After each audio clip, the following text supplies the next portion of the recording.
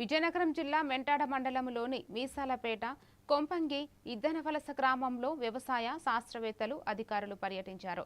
El Niño ప్రభావంతో పంటల పరిస్థితిని పరిశీలించి ఆరుతడి పంటలు నారుమల్లును సమీక్షించారు. రైతులకు పంటలు సంరక్షణపై పలు సూచనలు అందించారు. కార్యక్రమంలో వ్యవసాయ శాఖ అధికారులు సిబ్బంది పాల్గొన్నారు. కానీ ఈ గత 4-5 సంవత్సరాలుగా చూస్తే మే జూన్కు వర్షాలు పడి జూలై ఆగస్టు ఎండగట్టేసి ఆగస్టు చివరికి సెప్టెంబర్ వర్షాలు పడుతున్నాయి. అదే ఎల్నినో మనకు ముందే వచ్చినట్టు, కానీ ఆ ఎల్నినో ప్రభావం అన్నది ఇప్పుడు మనం క్లియర్గా మనం గమనిస్తున్నాం. కాబట్టి మీరు వర్షపాతం బాగా తగ్గిపోయింది. ఇప్పుడు మన శ్రీకాకుళం విజయనగరం మాత్రం 50 డెఫిసిట్ 40% ఉంది. ఈ 1-2 రోజులు తీసేయండి.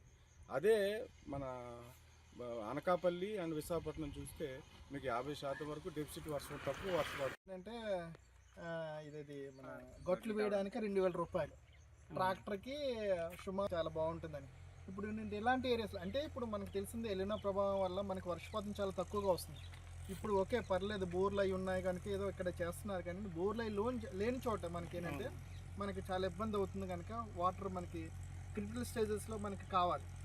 ఇవ్వలేదనుకోని మొత్తం పంట పోతుంది. అలాంటప్పుడు ఏంటంటే అలాంటి స్టేజెస్లో మనం ఎద అనేది వేసుకుంటే మనకి సుమారుగా ఎక్స్పెండిచర్ సీడ్ డ్రిల్ ఒకటి కావాలి. సీడ్ డ్రిల్ విత్తనం 15 కేజీలు జరిగారు ఉంటే సరిపోతుంది. సీడ్ డ్రిల్ ఒక గంటన్నరకి ఆల్మోస్ట్ 15